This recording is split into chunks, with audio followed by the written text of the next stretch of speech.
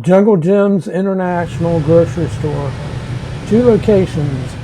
One located outside of Cincinnati, Fairfield, Ohio. The second location right outside of Cincinnati on East Gate, east side of Cincinnati. I first heard of Jungle Jim's on another YouTube channel, The Carpetbagger. And Jacob, if you're watching this, thank you very much. You are a huge inspiration to me, and I appreciate everything you do. So today, my road warriors, my new subscribers, thank you. Hold on, we're going to take a little trip down south, Cincinnati, Ohio, and have a look around. The Fairfield location was the first Jungle Jim International built. I did go there and attempt to get some footage. Got this one clip. They were extremely busy, so I decided to leave there and go on to the second location at Eastgate, and that's where the majority of this video was shot.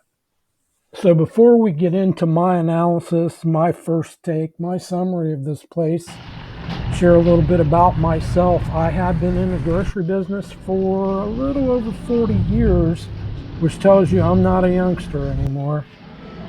So my dad was a truck driver for a independent grocery chain, so my grocery experience started as a teenager.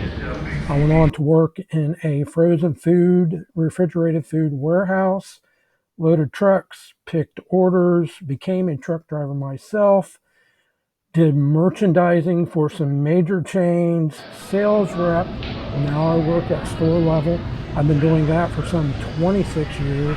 I've been everything from a stock person, cashier, department head, and now I work in e-commerce.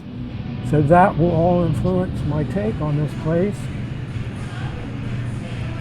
First impressions, three things stand out immediately. First being the sheer size of this store. Both stores are 200 square feet, and that is huge for straight up grocery general merchandise stores. The second thing is going to be their choice of display items, how things are tied in. A fire truck tied in the hot sauce, a boat tied into the seafood department. There's a lot of different things spread through the store, big items that makes this a very entertaining store. The third thing is how clean this store was and how friendly the staff was. Everybody I came across who worked here were all polite, kind, and willing to help. Jungle Jim's is a success story to begin with. A lot of hard work went into this place to make it successful, and I'm going to try to get into that a little bit later in the video. But the pieces of the puzzle here are, part of it's the eye candy, the displays. Part of it is good prices on items. And another part of it is the international side of it. Jungle Jim's International is they carry products from around the world. A lot of hard to find, unusual things that customers are looking for. And the combination of those things brings the local community in to do their grocery shopping. And then, like me, brought me in from almost 3 hours away to see what this store is all about. And that's the international side and the displays. All right. Fungal fruit, swamp juice, sourpuss soda, toxic slime, gamer goop, zombie brain, bug barf, dog drool, kitty piddle, worm ooze, alien snot, unicorn yak, and birthday cake right there at the end. Alright, so Jungle Jim's has a lot to see, but they also have a lot to do. There's podcasts, there's cooking classes. I was looking at some of those cooking courses, and some of them are sold out. Shrimp scampi, Italian dishes for two people, a little bit pricey, $175, but they must be good because, like I said, several of them are already sold out.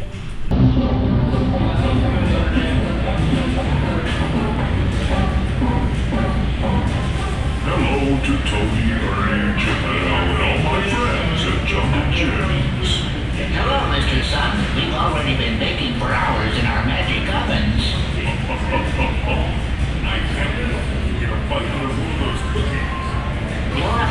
Tony, because our cookies have to be just right before we take them out of the oven.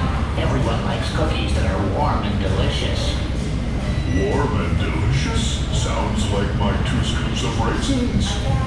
My favorite cereal. Me too. I love to sprinkle raisins into cereal to make it healthy. I like my cookies because they're great. I like my cookies too, but we'll let the boys and girls decide. Sounds good to me.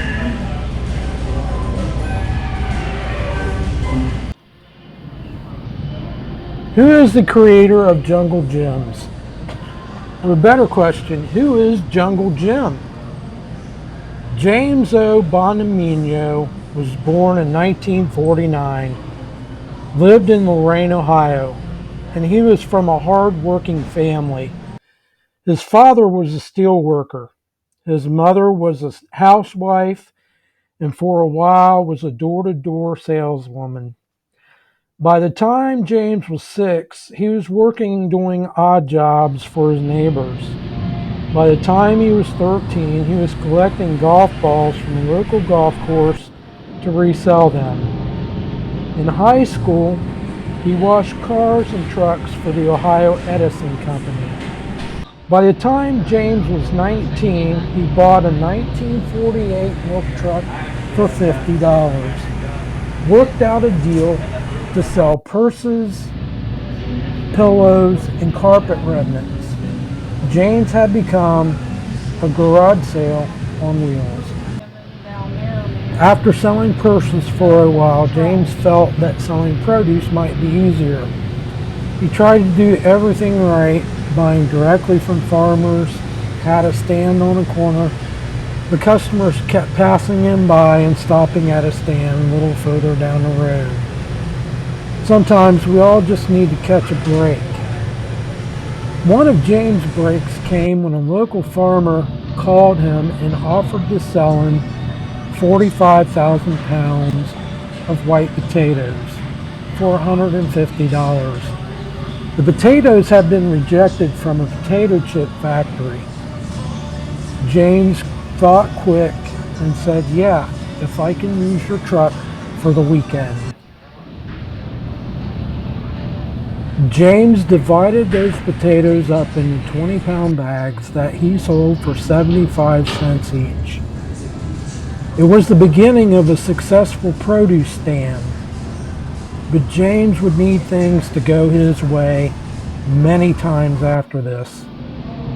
James would create successful produce stands on vacant lots that created a lot of traffic, that increased the value, and these lots would get sold out from under him.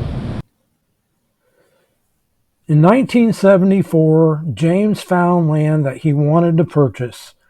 His $10,000 payment would not be enough, and he would need a co-signer. James was reluctant to have his parents co-sign. Once again, James would get that break when someone stepped up to co-sign. Then again, in 1975, the land wasn't zoned for a fruit and vegetable stand. It was zoned for industry. Once again, James had someone step up and rezone the area. James will go on to create something remarkable in Jungle Gyms. If you enjoyed today's video, please like and subscribe. I do have 3 videos waiting to be edited: Ohio Fish Rescue, Serpent Mound, and the Belleville World's Fair. Until next time, my friends, it's good to be alive.